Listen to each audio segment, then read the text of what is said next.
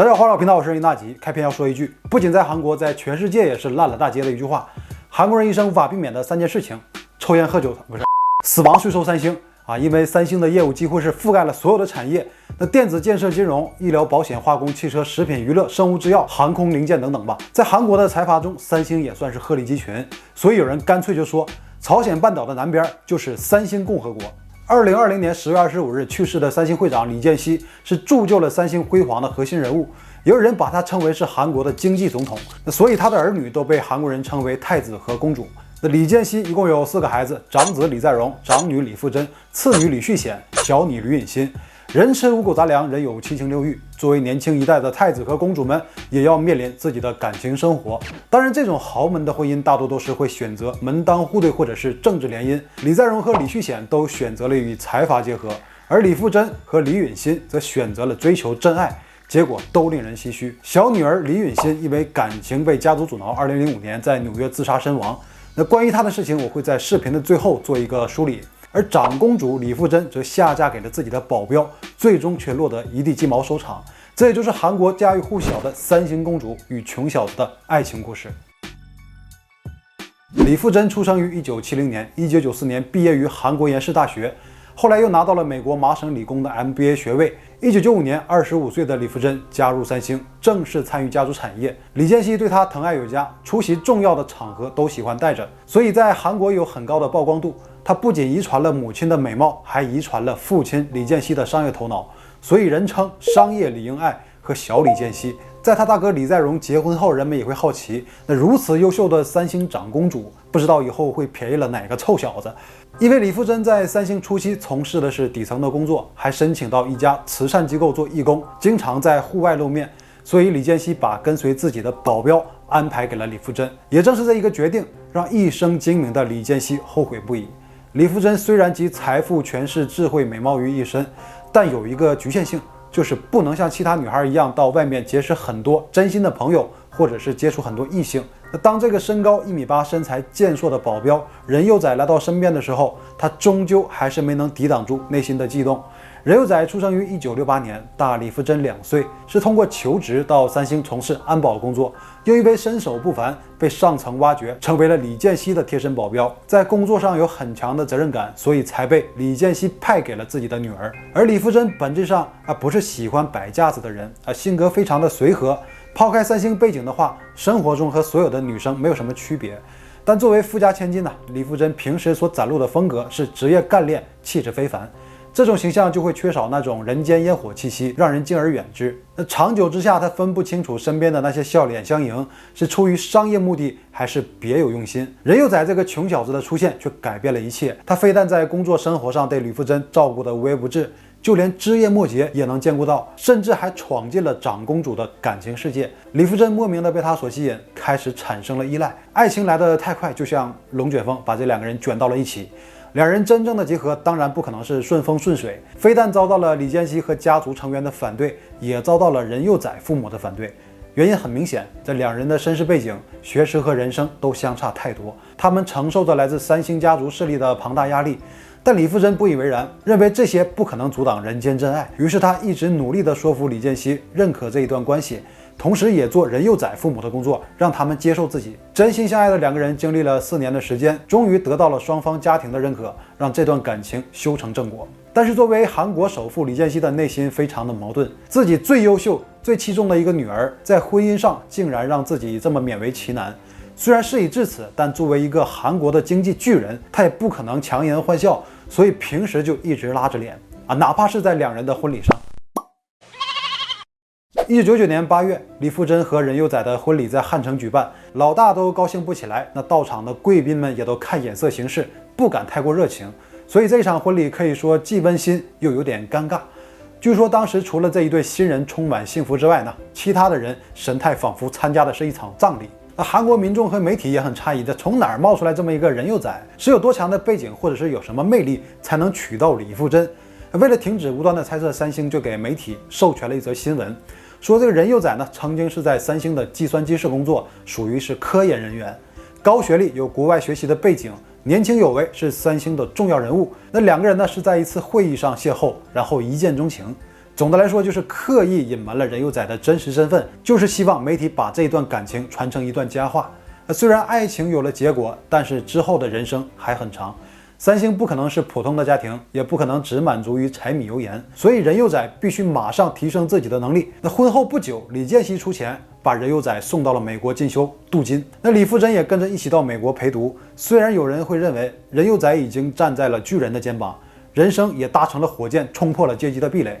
但人和人是不一样的，很显然，任佑宰没有预见到未来的自己。31岁的他被送到美国学习，连最基本的语言都无法掌握，每天生活就是学习一些不知所谓的经济和商业知识。但来自三星的压力始终压迫着他，在巨大的压力之下，他曾2次试图吃安眠药自杀，但最终都被李富真给救了，两人相拥而泣。最终又在李富真的相劝之下，的李健熙才让任佑宰回国。但是这也为以后的不和谐埋下了种子。任佑宰注定是无法适应三星家族要求的标准，过惯了平民的生活，不肯提升自己的能力，给三星创造价值。但是让李富真放弃事业和他过正常的生活更不现实，所以任佑宰只能是混在三星，但他又不可能从事基层的工作，最后被安排空降三星电子做副总裁。结果可想而知，因为没有能力，所以在工作中备受质疑。但任佑宰依然不思进取，每天抱怨。反观李富真则完全不同，他在2001年开始参与新罗酒店的运营，他运用自己的商业头脑，不断发展壮大项目的规模。原本不起眼的新罗酒店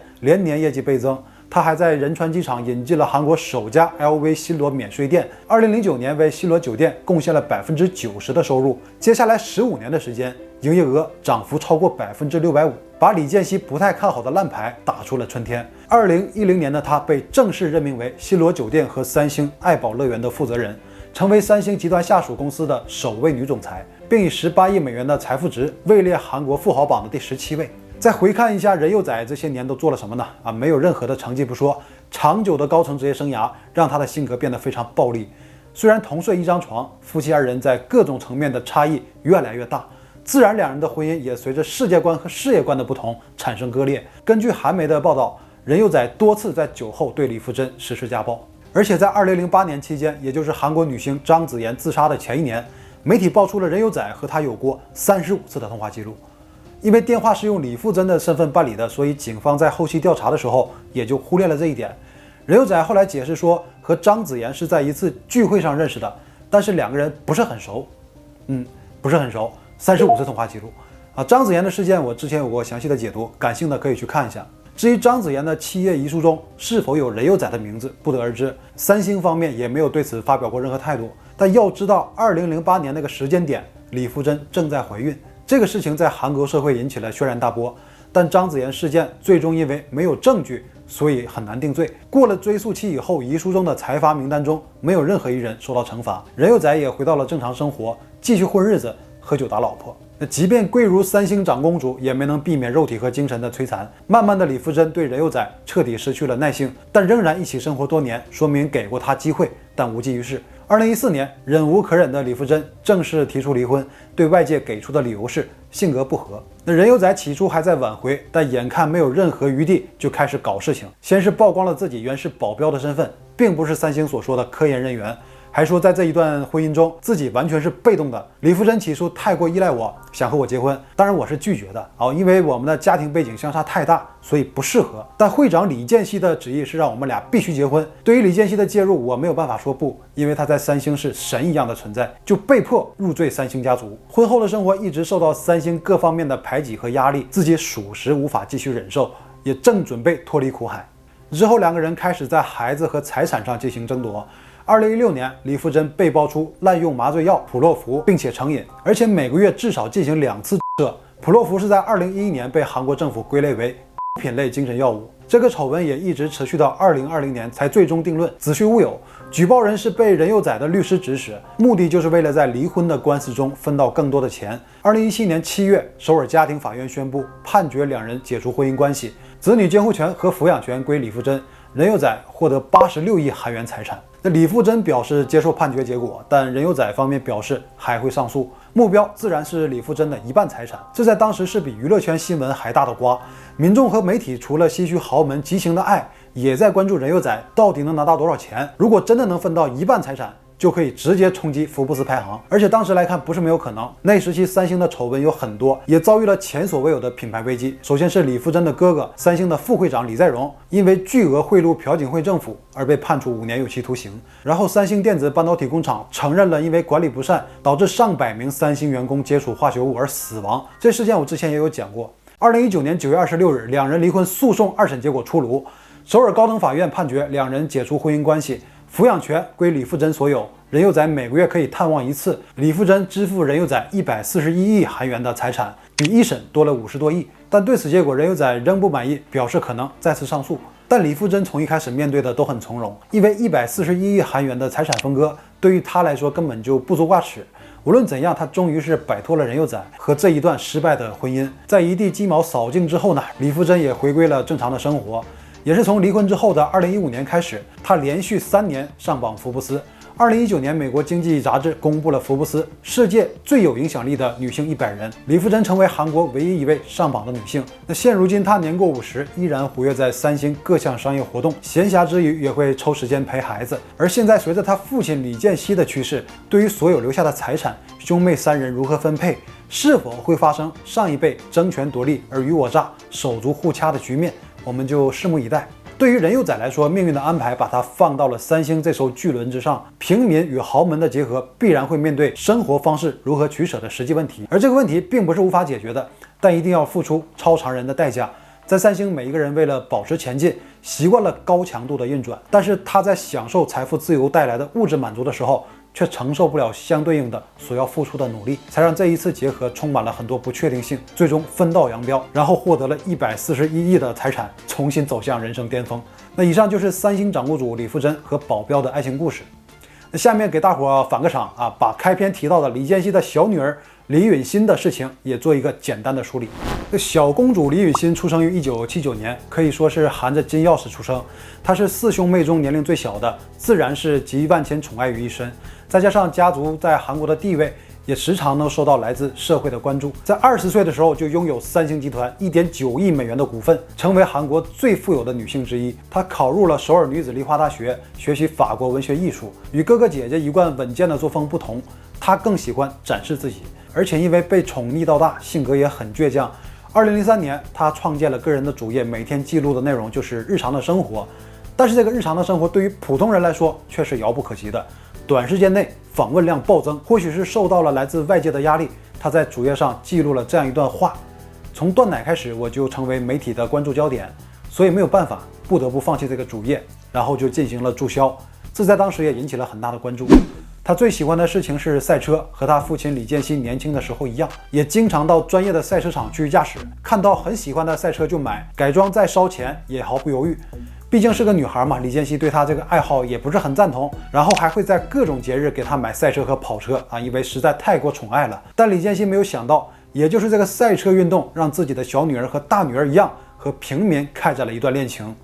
男方叫赵文瑜，说是平民，其实条件也很不错的，有在海外的学习背景，是一个投资顾问，还能玩得起赛车，就说明经济上也是很有保障的。即便如此，也入不了李健熙的法眼，强烈反对。想起大女儿李富真结婚时候的场景还历历在目，所以这一次很坚决，甚至直接派人找到了赵文瑜对话。赵文瑜从此就消失了。李允欣也知道这一切都是家里的阻挠。在得知了他在美国纽约之后呢，李允欣在2005年5月6日就直接飞去了纽约。这花了很长时间，终于将其找到，两个人偶有联系，但赵文瑜依然抵挡不住来自三星的压力，和李允欣分别得很决绝。2005年9月17日，纽约曼哈顿的阿斯特广场的公寓里，李允欣用一根电线自缢身亡，年仅26岁。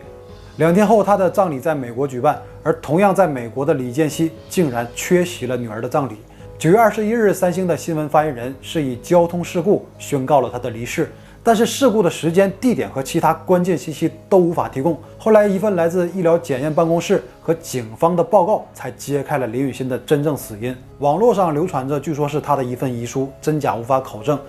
爱情虽然让人绝望，但我无怨无悔。而置我于死命的，恰恰就是这人世间最美好、最迷人的事。那以上就是本期视频的所有内容。最后别忘了点赞、订阅，我谢谢你了。